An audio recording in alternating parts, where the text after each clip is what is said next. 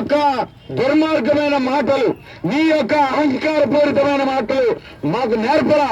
అందుకే అక్కడ ఉన్నటువంటి పరిస్థితుల్లో ఒళ్ళు నోరు అదుపులో పెట్టుకొని మాట్లాడాలని మేము చెప్పడం జరిగింది.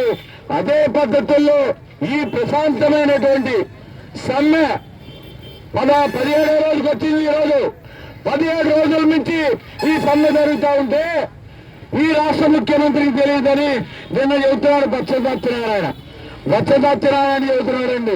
ముఖ్యమంత్రి గారికి ఇంకా మేము చెప్పలేదండి అని చెబుతున్నాడు బొత్స సత్యనారాయణ. ఆయన అంటే ఇంకా ముఖ్యమంత్రికి చెప్పలేదంట.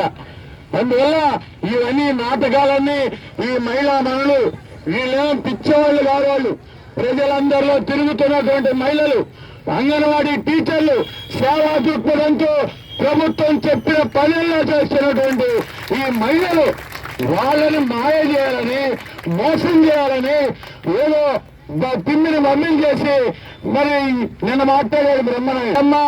ఆయన ఇస్తే మేము కూడా 1000 రూపాయలు ఇస్తాం. కానీ ఇవాళ తెలంగాణలో ఇస్తున్నదంతా 18,000, నువ్వు ఇస్తున్నదంతా 11,000. సిగ్గులేదో చెప్పుకోవడానికి మేము కూడా ఇస్తున్నామని. కనీస వేతనం ఇవ్వాలని ఇవాళ సుప్రీంకోర్టు పేరు చెప్తా ఉంది. సుప్రీంకోర్టు తీర్పును అమలు చేయలేరు. నువ్వు ప్రభుత్వంలో ఉన్నావుగా, సుప్రీంకోర్టు తీర్పును అమలు చేయలేవా? అందువల్ల